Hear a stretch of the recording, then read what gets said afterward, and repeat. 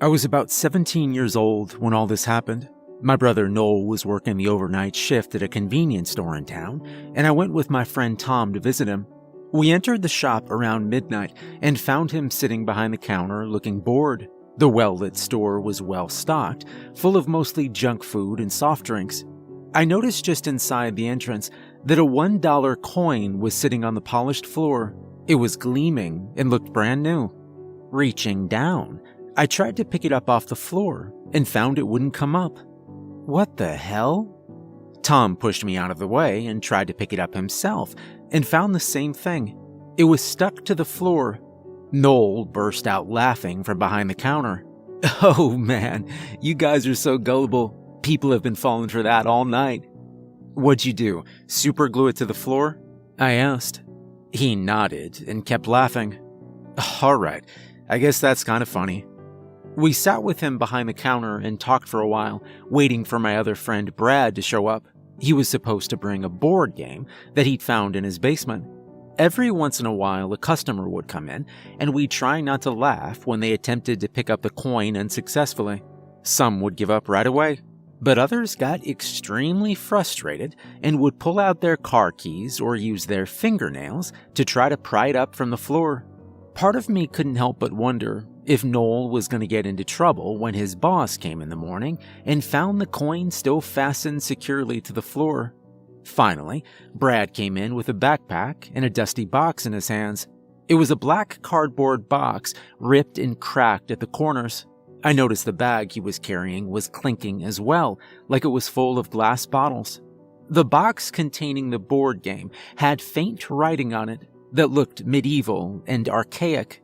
It read, Dungeons and Darkness. That's weird. I've heard of Dungeons and Dragons, but not Dungeons and Darkness, I said to Brad after we'd exchanged greetings. Yeah, same here. We were tearing apart the basement doing renovations and we found the box under the stairs. It was in a burlap sack with these really old bottles of Coca-Cola, Brad said. He opened up his backpack and pulled out several tall glass bottles with the distinctive feminine curves of Coke containers, but there was no writing on them. You sure these are Coca-Cola? It doesn't say it on the bottles. I'm pretty sure. Anyways, I'm gonna drink one and see how it tastes. Tom, Noel, and I laughed and tried to convince him that that was a terrible idea. The bottles looked like they were from a century ago. His house was built in the early 1900s, so there was no way of knowing when they were boarded up under the stairs in his basement. I had them in the fridge. Come on, guys. Don't you want to try and see what 100-year-old Coke tastes like? We were young and bored and stupid, so we agreed.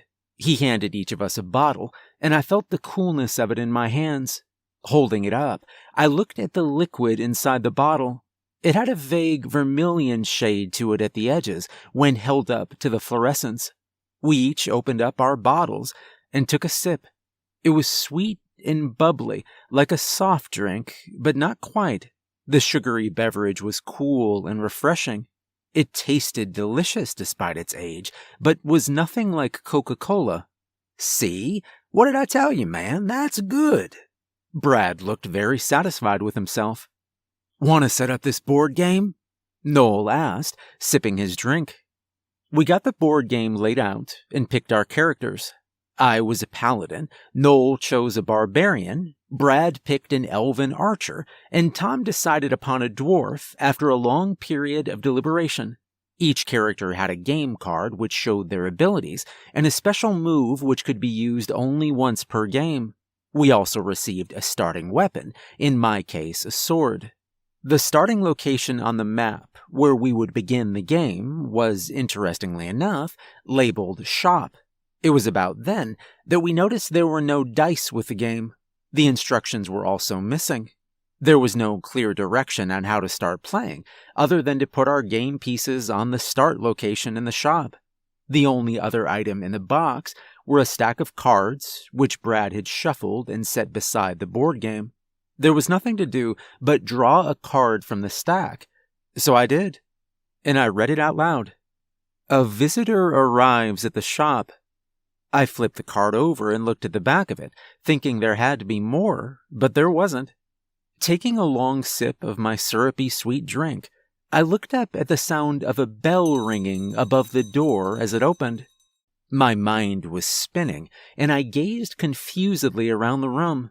Bolting up from my chair, I gasped. It was like we'd been teleported somehow to a shop in a medieval fantasy world.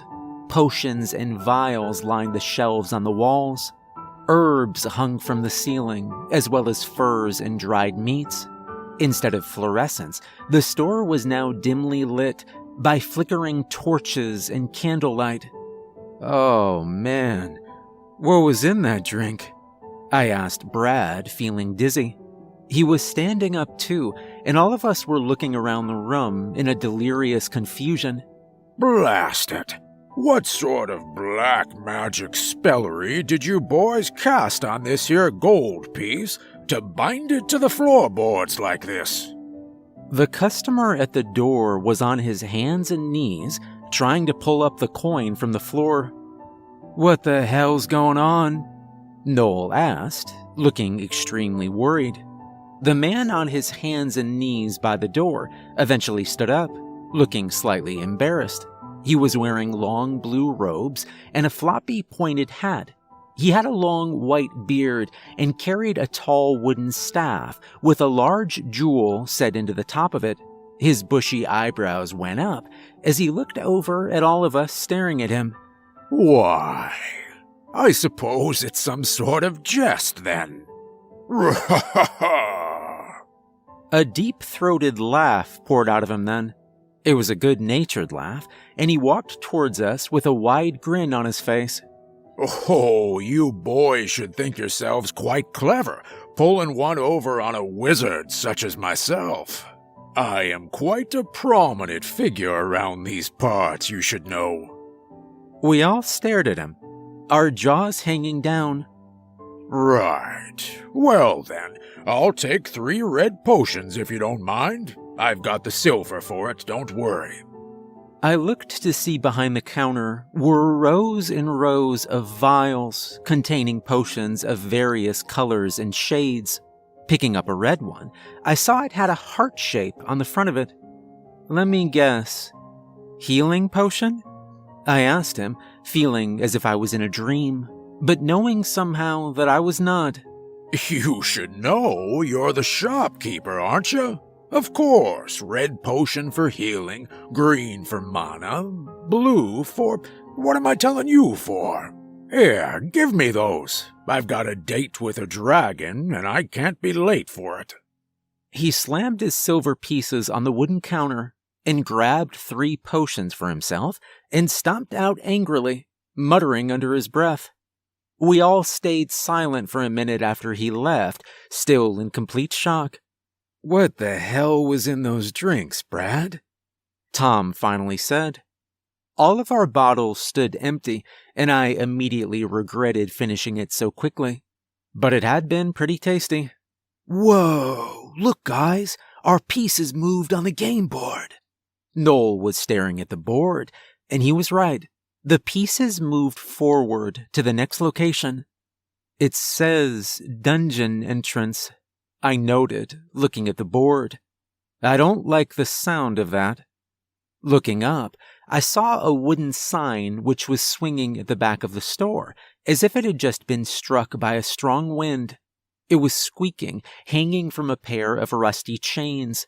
I could have sworn it hadn't been there a second ago. Dungeons and Darkness, it read. An arrow was pointing down a staircase, which had also recently appeared at the back of the store. The cards were missing from the game board. I mentioned this to the other guys. I think we're supposed to go down there, said Noel. Oh no. Hell no, I'm not going down there, Tom was saying, looking extremely nervous. I get the feeling it's the only way out of here, I said, pointing at the game board. At the very end, at the top of the board, after the dungeons, was a tile marked finish.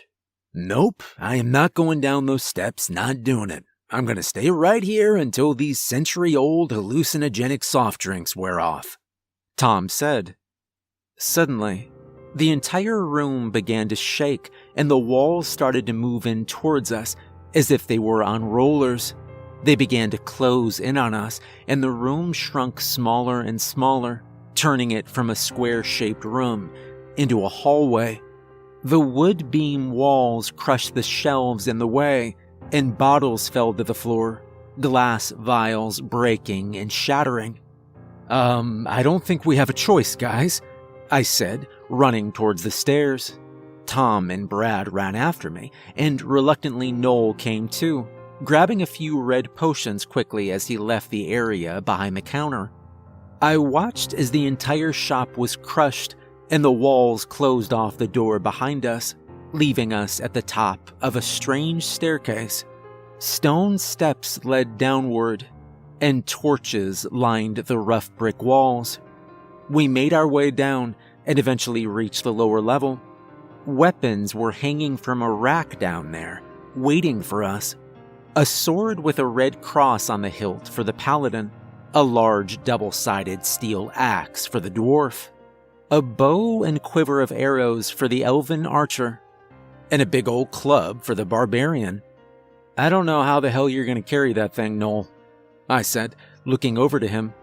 But then I stopped short when I saw Noel had grown by about 3 feet and was now a towering hulk with wide shoulders, wearing furs and leather boots. Tom had become a squat dwarf with a long braided orange beard. He wore black chainmail armor and had a square-shaped helmet atop his head.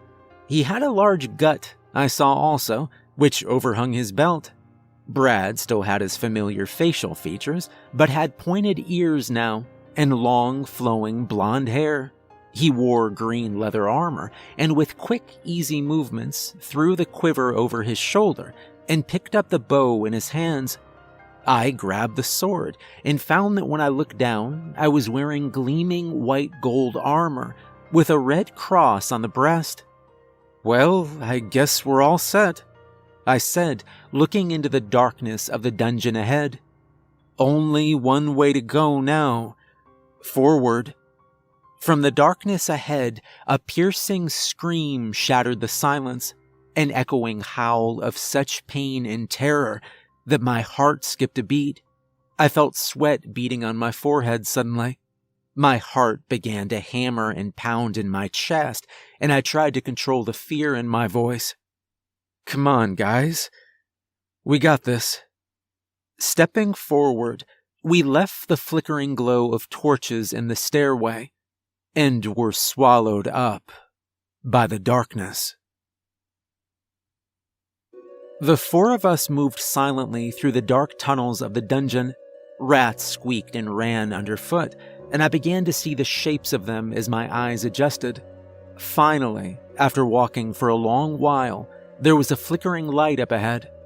As we approached, I saw 2 guards standing in front of a wrought iron gate. Once we were within a few yards of them, I managed to see their grim visages. They had no flesh upon their faces. I could see right into the skeletal remains of their skulls and could discern no brains within them, only shadows. Perhaps that explains what happened next. "Who goes there?" The one on the right commanded. Hello," I said. "Jordan and Noel, Brad and Tom, can we go through the gate, please? We're trying to get home."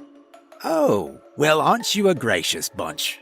They're very polite, Gregor. I don't know we've ever had ones who said please before." "You're right, Killick. They're quite well-mannered, but that's not the point. This is supposed to be a challenge. A challenge is to defeat the skeleton guards at the entrance gate, not to be polite to them." "Well, I can't see why an exception can't be made now and again." "It isn't up to you. We've been over this before." They continued bickering back and forth for a minute, and I got a bit concerned. The skeleton guards had thick plate mail armor and large, heavy-looking swords. I guessed they would be formidable foes, despite their obvious lack of gray matter. I just want to say, you guys are doing an excellent job," I coaxed, trying to persuade them with further kindness. And if I run into your manager further along in the dungeon, I'm gonna pass along my positive comments to him. You can count on that." Really? The one on the left raised his eyebrows. "Definitely. I'd say you're both due for a promotion," See? said the one on the right. Let's just let them through. They'll put in a good word for us. He said it himself. No one's ever put in a good word for us before." They opened the gate for us without further discussion, and we walked through it. "Be careful," Gregor, the skeleton guard, said from behind us. "There are booby traps everywhere, and enemies around every corner." The shrill scream echoed out through the dungeon once again. It sounded so familiar, like a woman I knew. "Who is that screaming?" I asked them. The skeleton guards chuckled. "Why don't you ask your friend?" I looked over to see Brad standing there with tears in his eyes. He was shaking his head and saying sorry over and over. "What did you do, Brad?"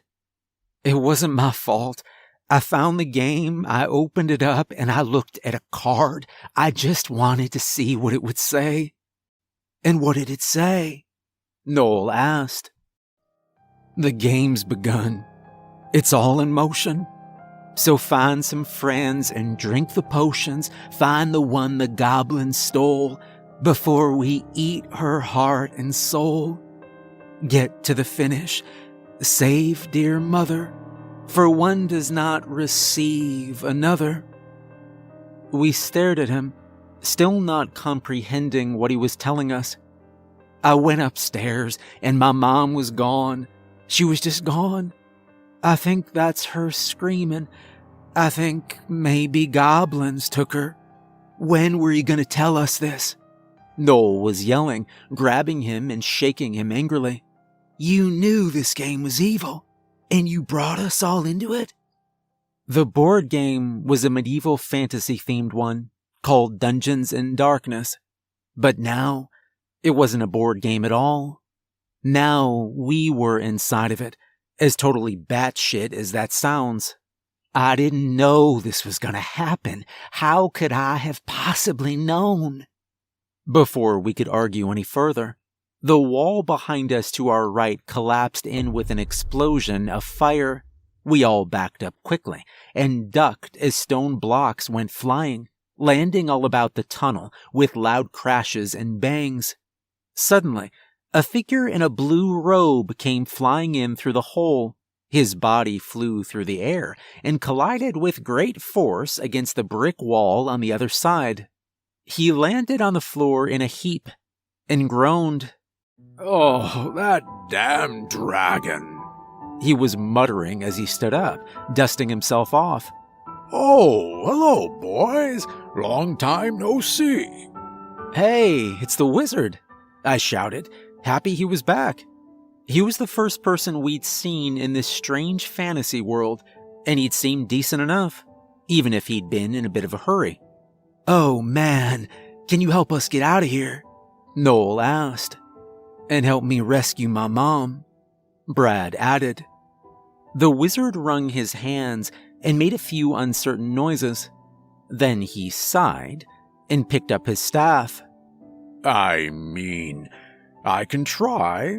I'm not the best wizard. I use a lot of red potions, but I can usually get the job done."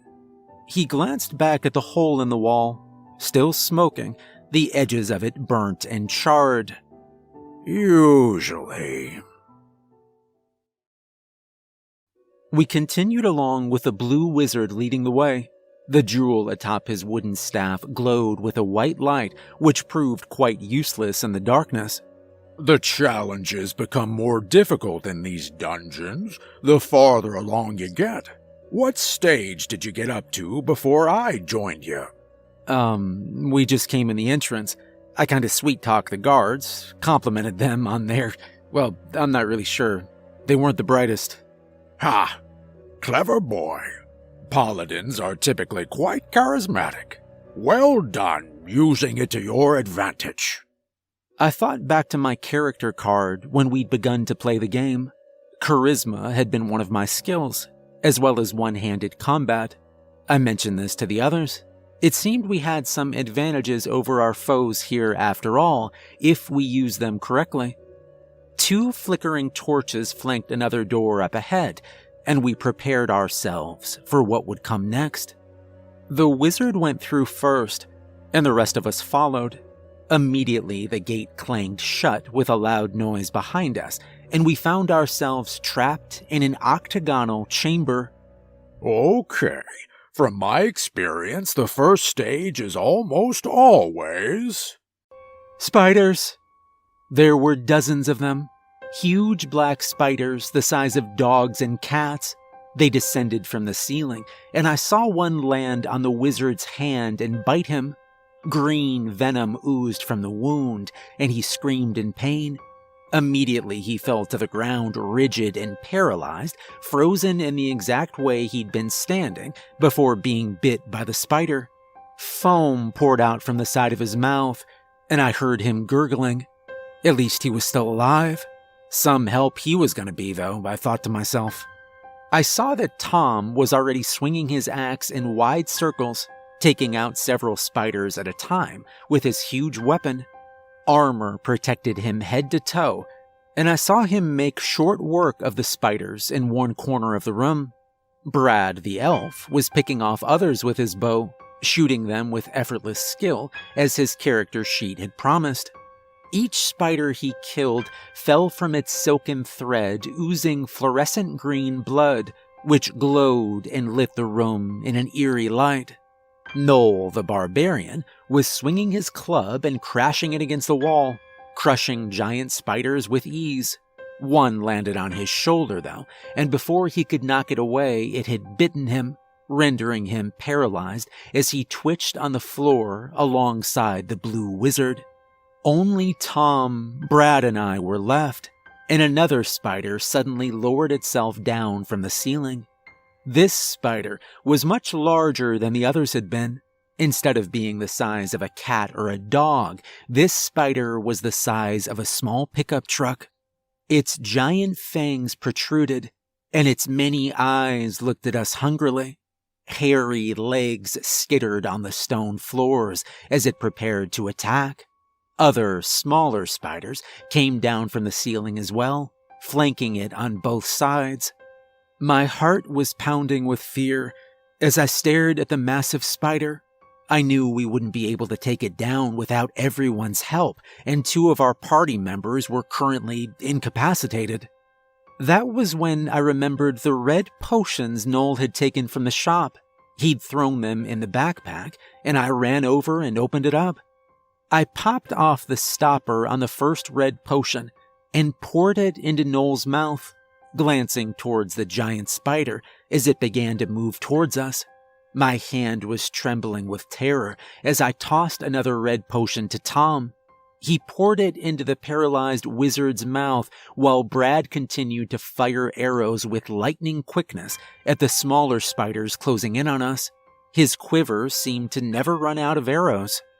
The blue wizard sprang to his feet, red liquid staining his teeth and lips as he grinned ear to ear. Whoa! Oh man, that red potion's good. Gotta be careful with it, though. Can be quite habit-forming for an adventurer in dungeons above his skill level.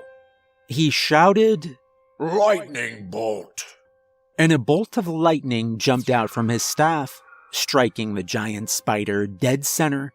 It sizzled and smoked as the buzz of static electricity and the boom of crashing thunder echoed in the small space, momentarily deafening me and causing my ears to ring. With all the spiders dead, the gate ahead rattled up and opened of its own volition, revealing the passageway beyond. Stage 1, said the wizard. Piece of cake. He walked forward as Noel struggled to his feet. The blue wizard stopped and looked back at us. Before we go any further, there's one question I have to ask of you. We nodded our heads, looking at him solemnly. Do you have any more red potions? Because we are definitely going to need them. We were far underground, in the dark torchlit tunnels of a dungeon. The blue wizard who had reluctantly become our guide led us down one hallway after another. I had no idea how he was deciding which direction to go, but he seemed to know what he was doing, so I didn't question it aloud. Brad did, though. How do you know which way to go? And we'll take another left here. Watch out for that floor tile. If you step on it, poison darts will shoot out from that hole in the wall right there. Sorry, what were you asking? Oh, right. Well, I usually just head in whichever direction feels right. Wizard's intuition, you know. So you're guessing? How rude. A wizard does not guess, he posits. And I posit that just around this corner will be the next chamber room where we shall face our second challenge. Sure enough, we rounded the bend and there it was, another wrought iron gate, which rattled upwards and allowed us to pass through. Careful of the tripwire. There's a bucket of acid or something waiting above the entryway. I'm fairly certain. If one of you boys sets it off, I'll be quite cross with you. That's good acid after all. Pity to waste it. That's it. 1 step, 2 steps, there we go. He guided each of us through the doorway and into a room with an earthen floor and a large dead-looking tree growing at the center. The tree had no light to grow by, and I couldn't understand how it was there. It didn't look particularly healthy. The branches were gnarled, grayish-green and black. It had a diseased-looking trunk, and no leaves could be seen growing upon it. Decapitated heads with rotten flesh were instead sprouting from it in places, like nightmare fruit. At the center of its trunk, staring out at us, were 2 black pits that resembled eyes, and what appeared to be a yawning, or silently screaming mouth beneath that. I jumped when the iron gate slammed shut behind us. We were trapped within the terrifying space until we could defeat whatever enemy was there waiting for us. But I saw no one. Are you guys as on edge as I am right now? I feel like something's gonna jump out and attack us any second. My guess is undead ghouls, said the wizard. Lots of them. Aim for the head or decapitate at the base of the skull. And don't forget, the most important thing is... Suddenly a vine came up probingly from the dirt and wrapped itself around the wizard's leg, pulling him downwards with incredible force. He disappeared into the loose soil a second later, and there was only a concave shape in the dirt and a floppy blue hat where he'd stood a moment before. From beneath our feet, we could hear vague, muffled, screaming sounds. I don't think this is a zombie challenge, guys. I'm pretty sure we need to kill that tree before it kills us, Noel said. Roots were coming up from the black earth between our feet, and we ran towards it, weapons in hand. Tom attacked the demon tree first, using his double-sided axe to deal heavy blows to the trunk. Its mouth opened wider, letting out a deafening moan of rage. It began to bleed, black liquid pouring from its side where he attacked it. But still, the monstrous tree was sturdy and strong, and I saw Tom began to tire quickly and look concerned at the lack of progress he was making. Suddenly, the branches were bending and stretching out towards us from above like giant arms, the twigs closing in around us like greedy fingers. Brad was a sure shot with his bow and arrows once again, and he shot directly at the tree's eyes and mouth, causing it to become distracted with the agony being inflicted upon it. The thing quickly turned its attention to him and sent roots up through the soil at him. His terrified screams rang out through the room as they attempted to grab his legs, and pull him under with the wizard. Noel the barbarian jumped up into the tree and began to break larger branches with his huge club, reaching down and smashing at the thing's face with it as well. It seemed like our efforts were futile. I thought as I swung my sword again and again. I was attempting fruitlessly to slice into the iron-hard trunk of the horrible tree, wincing with each jarring impact as the sword's hilt bit into my fingers and blisters began to form. But then something wrapped around my ankle, and I realized I'd been standing still for far too long. The roots and vines had found me from below, and they pulled me downwards with great force. I tried to scream, but no sound came out. Frightened as I was after seeing what had just happened to the wizard, I kicked and twisted away as it pulled at my leg. Using my sword, I thrust it down into the dirt, trying to cut the root that had trapped my ankle. A thin, pointed branch suddenly came down from above while I was distracted and snuck in through a crack in my armor. It stabbed into my gut and drove itself deeper into my flesh with its sharp end. It dug and scraped at my insides, and I grit my teeth against the pain.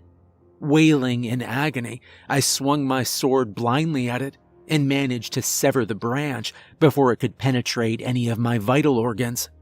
I pulled out the piece of wood, which was as wide as my thumb and twice as long, beginning to feel woozy when I saw blood pouring out from the hole it left there. There was nothing to bandage it with, so I tried to cover it with my trembling hand. Fear began to consume me then, as blood was spouting like a faucet, leaving my hand warm and stained crimson red. As a child, I'd passed out at the mere sight of my own blood, and had ended up in the hospital once after fainting at school. I'd largely gotten over that irrational fear, but still my vision began to go red around the edges, then a jaundiced, pixelated yellow as I fought off unconsciousness.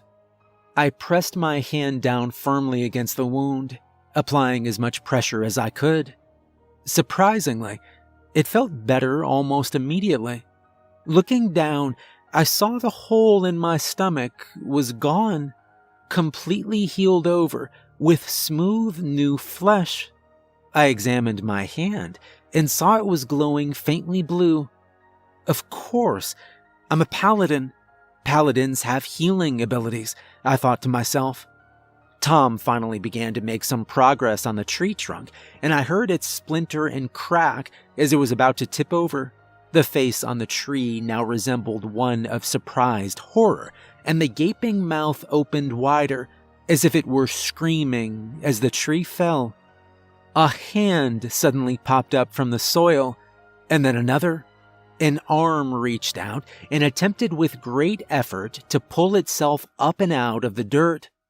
"Zombies!" Noel shouted, getting ready to swing his giant club. A filthy, white-bearded face popped out, spitting clumps of black soil. Hold on. Damn barbarians, so quick to start swinging their clubs when what's needed is a bit of common sense. "Whoa, sorry about that," Noel said, and reached down to help the wizard up out of the ground.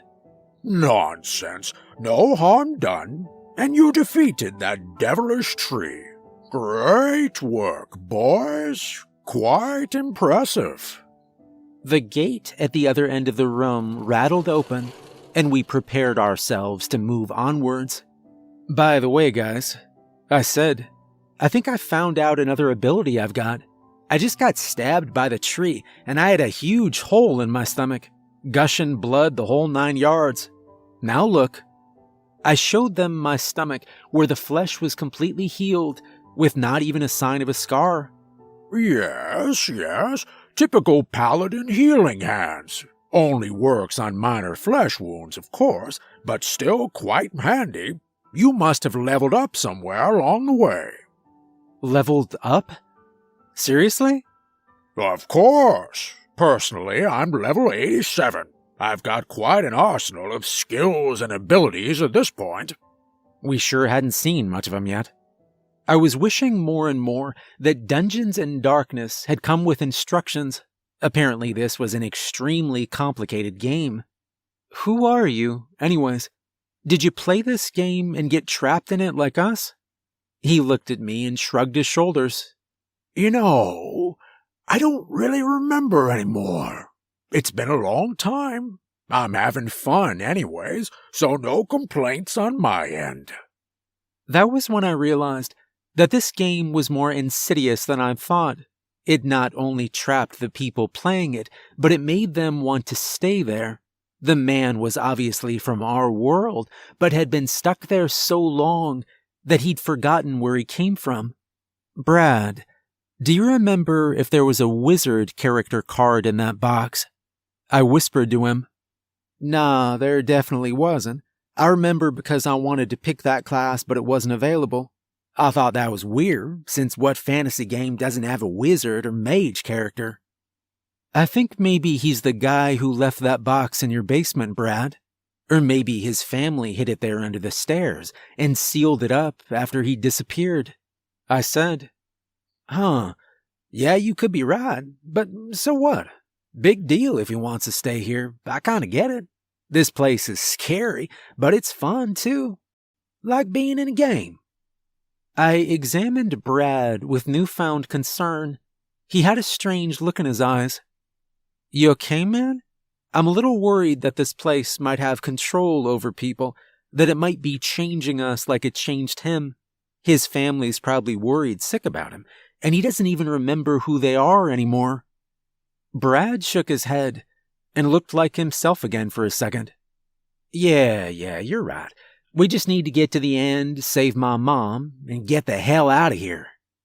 After steering around more booby traps and pitfalls, we finally reached the next chamber. The gate opened to reveal a new horror. We stepped inside hesitantly, and there was no question who our foe would be in this room. She stood at the other side, blocking the path to the door. It rattled shut behind her and slammed into the stone floor with a loud clang that echoed throughout the space. The being which stood before us was tall, nearly 7 feet, I guessed. She was pale and extremely thin, all bony elbows and shoulders, and wearing a black funeral dress. Her head was lowered, and she stared at the floor. Then her gaze slowly rose to meet us. A mad, grinning face looked up at us. Her eyes were missing, and only shadowy, empty sockets remained, staring out at us.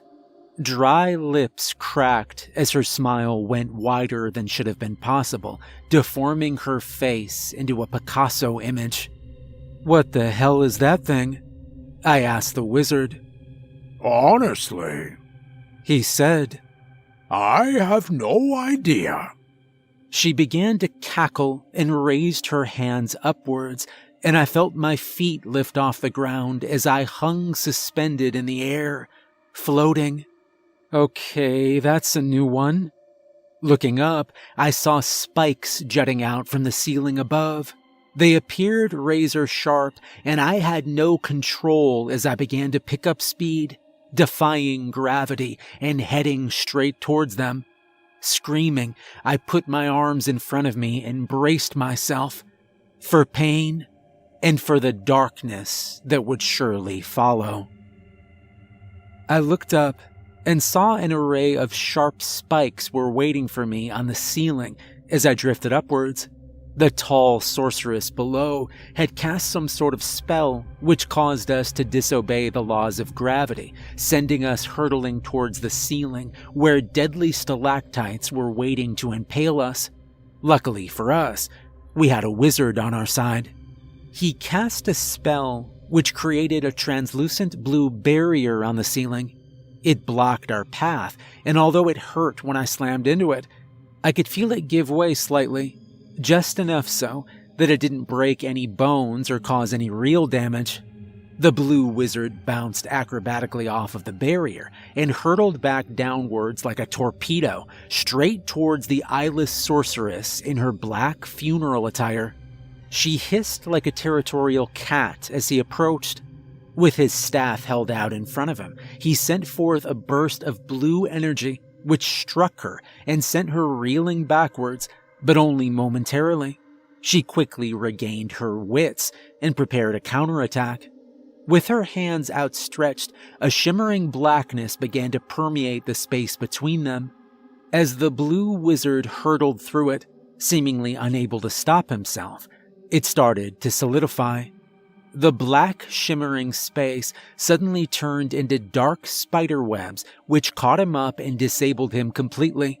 He wound up hanging precariously from the sticky dark strands, his legs hanging through the twisted loops, looking like a giant fly caught in a web, or a Great Dane trying to climb into a hammock.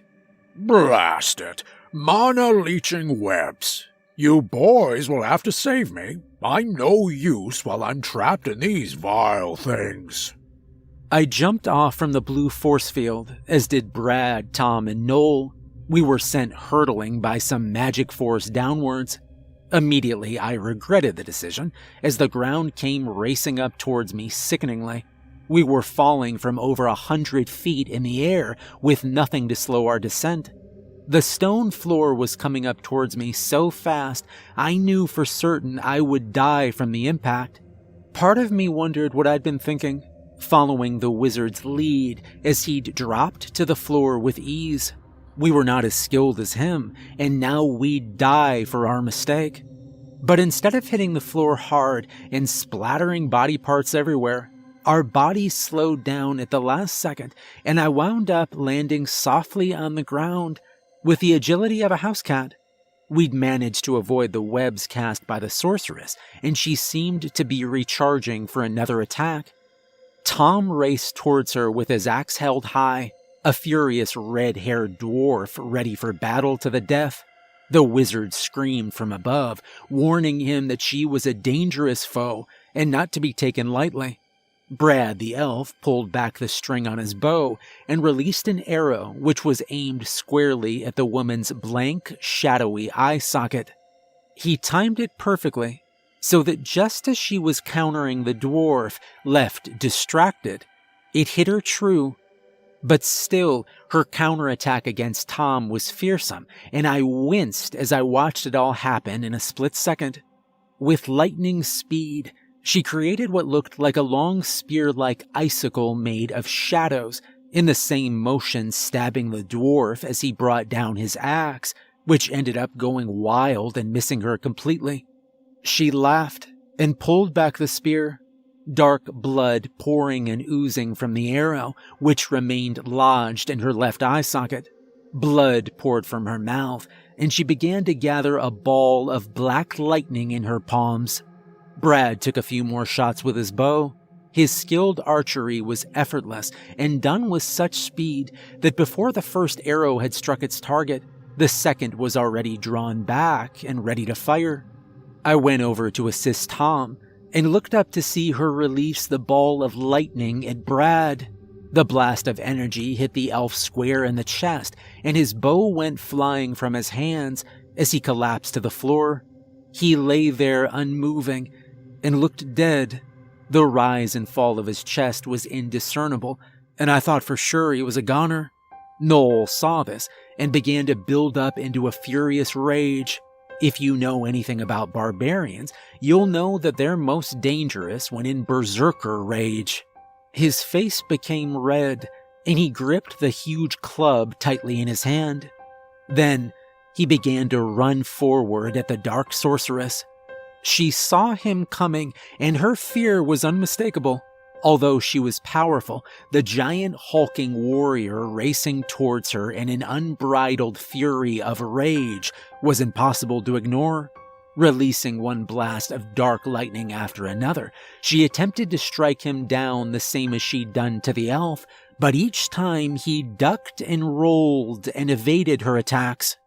My healing hands had returned Tom to a state of semi-normalcy, so I left him moaning and groaning where he was, and I ran over to help Brad. I found him lying on the cold stone floor, his face pale and his lips ashen, sputtering and attempting to breathe in ragged fits and bursts. I could tell Brad's wounds were far beyond my skill level. The blue healing glow of my hands did nothing to alleviate his pain, and I looked up to see the blue wizard above us, still trapped in the dark magic spider webs, shaking his head and looking at me helplessly. Then his eyebrows went up, and he spoke. "The red potions," he shouted. "Are there any left?" I looked in the bag Brad had been carrying and found there was only one left. Popping off the stopper cork, I poured the red liquid into Brad's mouth, hoping it could revive him before it was too late. Glancing over to Noel, I saw he was engaged in a heated battle with a dark sorceress, and her magical prowess was proving to be no match for his berserker rage. He was now bright red, head to toe, shaking with a furious anger as he swung his massive club about him in a tornado rampage. The sorceress fled from him, but wound up caught in his attacks and was soon laying battered on the ground, her magic sparking and sizzling insufficiently from her fingertips as she died in a pool of black blood. The wizard suddenly fell and landed hard on the stone floor next to us. The spell she'd cast, now worn off and gone. "You all right?" I asked after he stood up, brushing himself off. "Just peachy," he said. "Everyone else, all accounted for." I looked around and saw somehow we were all indeed alive and well, but we were completely out of red potions now. "Not even one left?" I shook my head sadly. "Well, no matter. There should be only one more chamber left to go now. After that, you'll be free to go back home if you should so wish." We all looked at him with confusion. "What do you mean by that?" I asked suspiciously. "At the end of every dungeon, you get a choice. A purple potion or an orange one. If you drink the purple one, you stay. If you drink the orange one, you go home. Simple as that." "So you've always picked the purple one? You've never wanted to go home after one of these dungeons, even after almost dying like we just did?" He raised his eyebrows and looked perplexed. "Why would I ever want to leave this place? This is everything you could wish for. But I won't judge you if you want to go. You're only level 2, after all. You've barely scratched the surface of what this place has to offer." For some reason, that statement kind of annoyed me. It made me want to prove him wrong, but then I shook it off and told myself not to be silly. This place was a trap. We'd already realized that. I couldn't afford to forget it now. This place wanted to keep us here, to feed off of us. To be honest, I didn't know if that last part was true, but it felt right, especially when I looked at the long, bearded face of the decrepit blue wizard who couldn't even remember who he was anymore. No, we had to get out of there. Even if he wanted to stay, I had to make sure the 4 of us escaped. "Okay, yeah, we'll give it some thought." I lied. "Now, can you help us get through the final chamber of this dungeon so that we can all, level up? Get the hell out of here is what I wanted to say, but didn't." "You got it, bud. Let's keep this party moving forward. If you make it to the end, there's always something cool and a gold chest waiting for you there. I call dibs on any legendary magical items, though." Fair enough. The blue wizard continued to lead us through the dungeon down more twisting, turning corridors. Booby traps and pitfalls became more and more frequent, even secret doors opening up here and there to reveal undead ghouls who crept up silently from behind when we thought we were safe, nearly killing us several times. Each time we evaded serious injury and managed to dispatch them, although I did need to use my healing hands a few more times, once even on the blue wizard who missed a trap floor tile and wound up getting shot with a poisoned dart. Finally, though, we made it to the final chamber of the dungeon. We entered a room made of skulls. The walls were lined with coffins from floor to ceiling, and the whole place looked like a giant cathedral or monastery. Pews were lined in rows, and we walked past them silently as we made our way towards the front, where I could see someone sitting on a huge throne. There, at the front of the chamber, was a man dressed all in black, a hood covering his face, which was shrouded in shadows. An ornate and ancient-looking pointed obsidian crown sat atop his head. He was tapping his finger impatiently on the armrest as we approached. Ah, Lord Necromancer, we meet again, said the wizard, his eyes cold and hard. His demeanor was always jovial and happy, and I'd never seen him look like this before. You've met him before? I asked. The wizard's eyes widened with realization and remembrance. They flicked back and forth as if picturing a great many things in his mind's eye. Memories seemed to pass through his vision. Elizabeth, he whispered. I remember now why I never wanted to leave this place, why I always chose to stay. We looked at him, still not comprehending. It was him. We played this game together once upon a time, Elizabeth and I. We both fell into the game, the same as you four. We almost made it through to the end, but then he took her from me.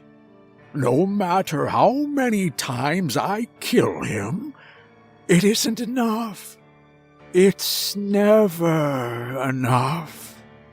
The dark hooded figure on his throne began to laugh, a deep throaty chuckle that echoed throughout the room. Foolish mortals, once I have taken a soul from you, someone you truly love, never can you escape my domain. I will own you boys forever, like I own him. All I have to do is kill one of you, and the guilt will keep you bound to my dominion, like a sturdy iron chain around your souls. He stood from his throne and clapped his hands twice, loudly. All at once came a sound of cold stone being lifted and moved from 1,000 places at the same time. 1,000 coffins, their lids being slid open from the inside by cold, dead hands. And then one by one, the dead began to stand, stretching from their slumber, and marched with murder in their eyes towards us. The king necromancer stood before us, watching as his undead servants closed in and encircled our group. The cold stone chamber echoed around us with the sounds of hundreds of decaying bare feet treading across the floor, getting closer by the second. What do we do now? I asked the blue wizard, whose lips were still trembling with unbridled rage. He had just revealed that the necromancer king had murdered his wife during their first encounter, when they initially came to this place, to this world within a board game. Now he was trapped here, trying to right the injustice that could never be corrected. Such was the curse of the necromancer king. He was ensnared in a never-ending quest for revenge. We fight, or we die. Maybe a bit of both.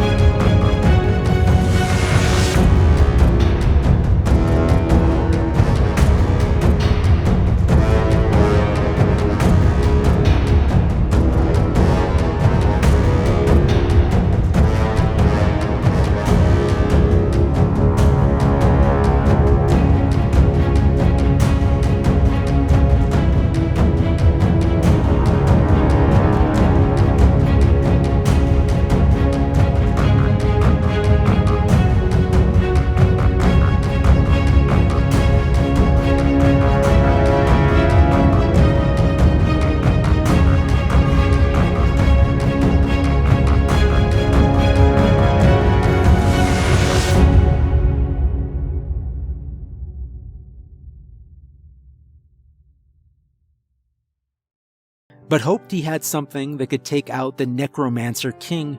I had a feeling he was the only one out of the 5 of us who had a shot at killing the bastard. I imagined him summoning a lightning elemental or a fire serpent the size of a school bus. He had to be capable of something. The son of a bitch had done next to nothing of any use aside from helping to guide us there. He claimed to be extremely powerful, though. Maybe we would see that borne out eventually. Tom was spinning in his whirlwind attack still, while Brad the elf rained down arrows on our foes. He released them so quickly, it looked as if we had an army on our side, but I saw the majority of them were missing their targets. Why isn't he hitting them with the arrows? I asked the wizard while slashing at zombies. He's only level 2, same as the rest of you. You're quite fortunate to have survived this long. You must have been rolling natural 20s, and your luck has finally caught up to you. He turned and blew a gust of freezing wind from his staff, which turned the nearby zombies into ice cubes. They fell to the stone floor and shattered into a million tiny pieces. Despite the 5 of us doing everything in our power to defeat the encroaching army of the dead, we were soon backed into a corner and fighting for our lives. Tom screamed as several ghouls dove onto him and began to claw at his armor, pulling it off in places. They tore off his plate mail and helmet before we could get to him and began to devour his flesh, ripping it from his bones and eating it while it stretched out like warm mozzarella. Within a minute of falling, our former comrade was up again, his eyes now white and blank as he joined the ranks of the dead, trying to rip us to shreds. Thankfully, Noel was taking out more than his fair share of foes. His massive club arced and spun, dealing heavy blows and sending ghouls flying every direction. Just as I thought the tides of battle had begun to turn, Brad fell under an onslaught of the undead. I heard his screams. The elf was up to his feet in moments, his deadly bow now aimed straight towards us. Arrows flew and thankfully missed my head by inches. Despite our losses, the wizard and I held strong. Noel was the next to fall, though. His wide-swinging blows left him open for a counterattack, and the zombies did just that. They piled onto him and began to rip and tear at his flesh with their sharp yellowed teeth. He was soon on the ground, writhing and screaming. My hope began to dissipate, and I realized with a sinking heart that I would die in this place. Fear began to consume me, and my sword started to swing wild, missing targets. The dead began to take precious inches from our small fighting territory as the wizard and I stood back to back, fighting with our last ounces of endurance. Enough! The wizard bellowed. His strong voice rang clear and true and echoed back at us from the high arching stone ceiling. He began to murmur and chant under his breath. The words were indiscernible, but the power flowing through them was clear as day. Even the unthinking zombies backed away instinctively from the growing energy, which blossomed and built into a towering blue inferno of light. A wave rippled through space and time and all things as the powerful supernova blast of the wizard was unleashed. Thankfully, I was spared from it, since I was his ally. Every undead creature in the chamber went flying through the air as the explosion boomed and cracked with an echoing blast. The Necromancer King himself went flying backwards from where he stood, crashing into a wall far behind him. Though the impact should have been fatal to anyone, I saw him writhing and moving around on the floor, as if to get up again. I turned to the blue wizard and saw him lying on the floor, unmoving. Running over to him, I saw that he was pale and his lips were turning blue. Blood poured from his mouth, and he coughed and sputtered and groaned in agony. "What happened? Are you okay?" I asked him. My special attack, the wizard was saying quietly. It was the last resort. The supernova blast is exactly what it sounds like. It is the explosion of a dying star, capable of doing incredible damage, but at great cost. I stood and looked at the necromancer king gradually getting to his feet again, and decided then and there to end it. The son of a bitch shouldn't be breathing anymore, I told myself, and I was about to correct that problem. Running down the aisle, my boots crunched across the bones of hundreds of motionless zombies. I heard a battle cry begin to pour out of me instinctively as I raced up the carpeted steps towards the necromancer, who now stood wobbly before me. He drew a massive obsidian blade as I leapt towards him, my sword thrust out towards his face. I no longer cared if I lived or died, only that this creature was dead and gone. He'd killed everyone I cared about in this place. My sword pierced his faceless hood before he could even take a swing, and I felt nothing as it impaled him. His cloak puddled to the floor instantly, as if it had been worn by a shadow. The necromancer king was dead. I looked back over my shoulder, and I quickly realized the blue wizard would be next to go. I ran over to him, and he looked up at me desperately. You never used it, he said, a grin playing at the corners of his lips. Used what? I asked, confused. Your special skill. You never used your special skill. I looked down and saw my hands were glowing faintly blue again.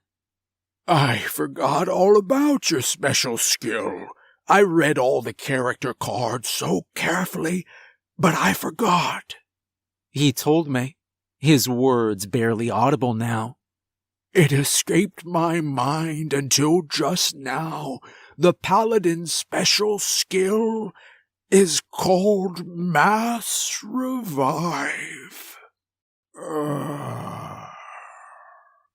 He'd taken his final breath, and with his eyes still open, he died. His pupils stared out into space, fixed and pinpoint.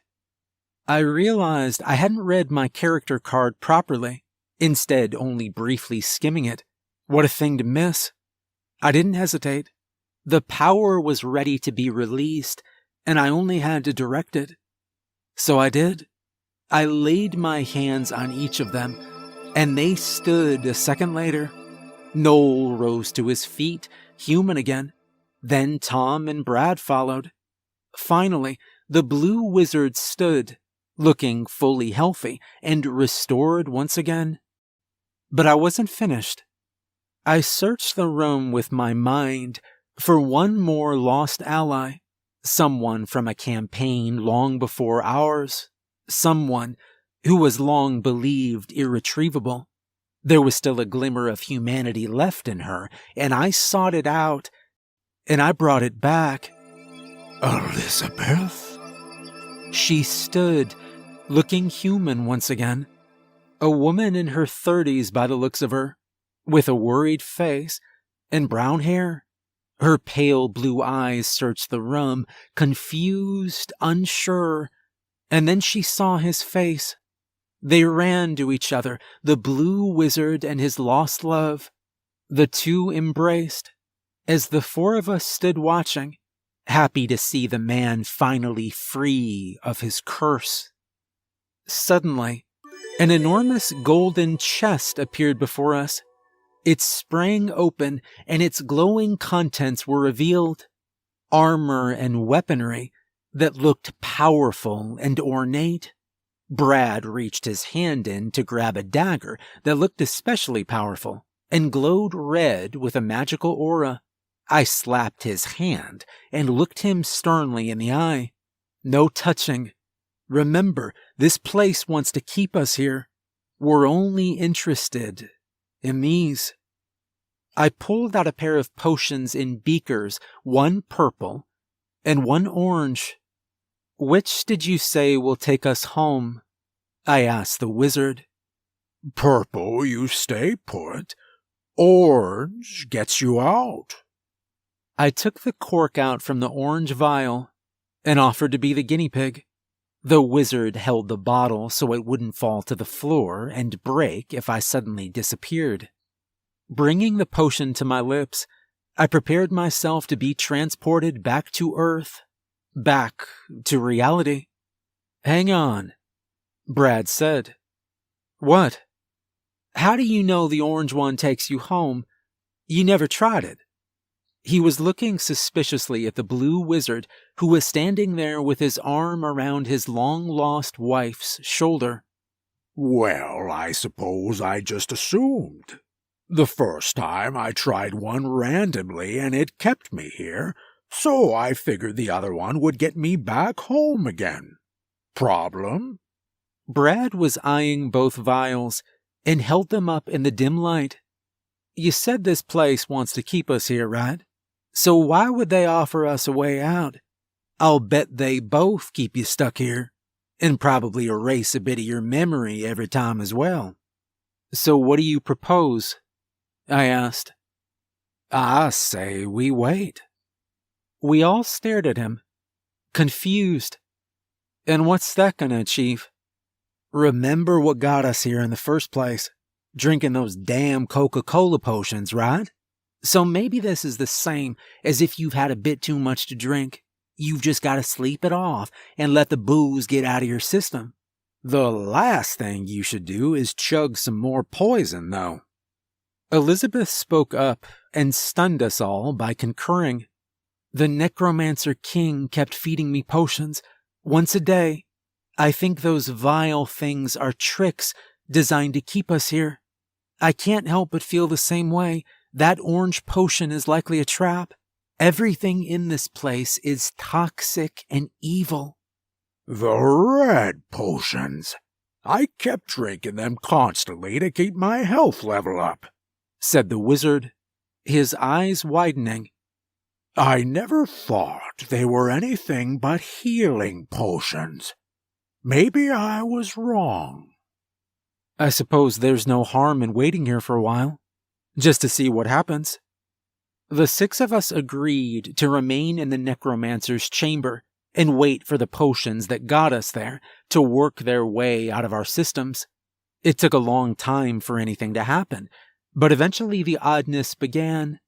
The giant gray stones which made up the necromancer's chamber began to vanish one by one, leaving only blackness behind.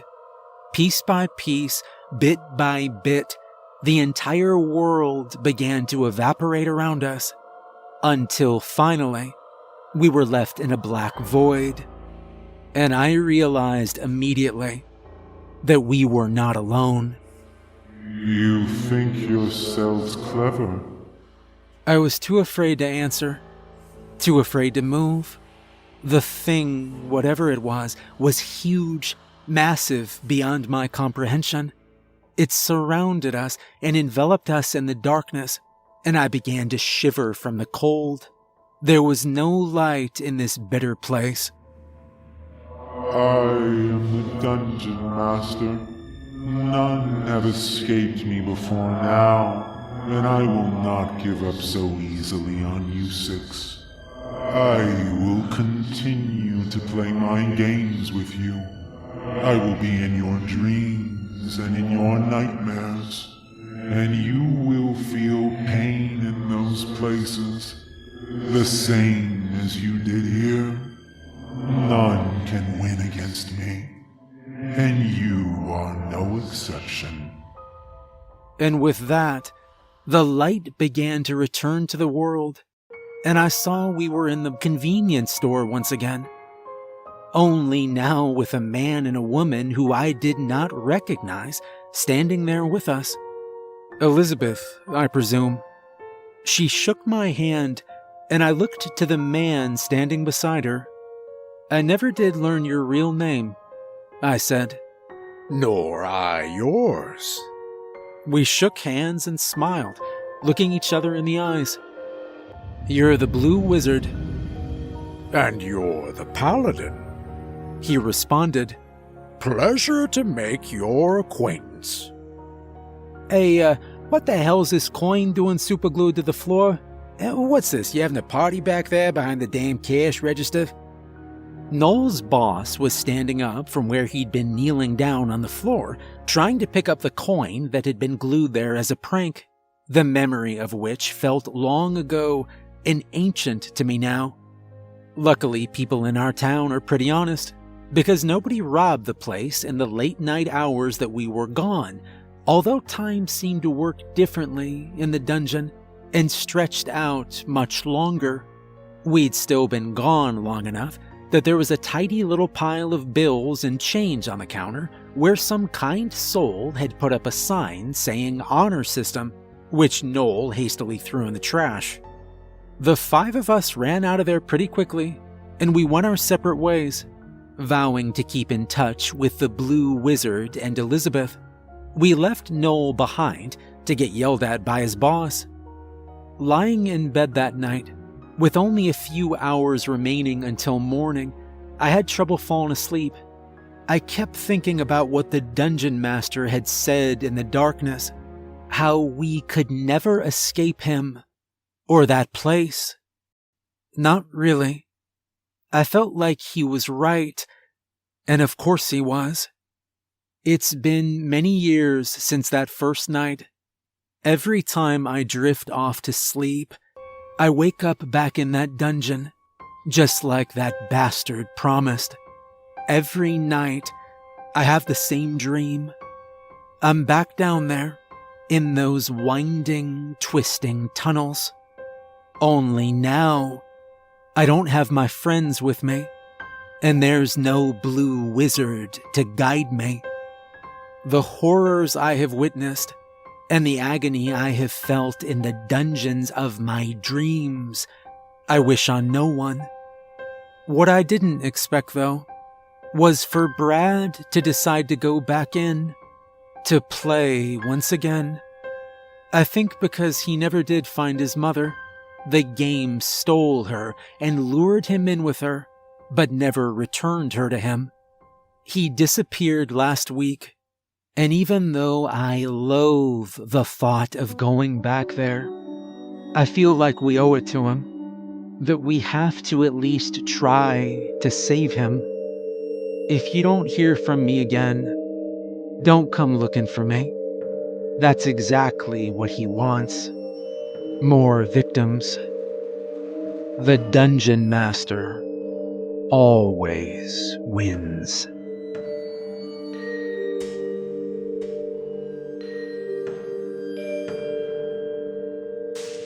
Hello everyone, remember to like and subscribe if you enjoyed the video, and make sure to check out more of the author J Group's work. There's a link in the description, very talented author. If you'd like to support me further, there's a link to my Patreon in the description. And let me know in the comments if you come across Dungeons in Darkness, if you will play. Have a good night.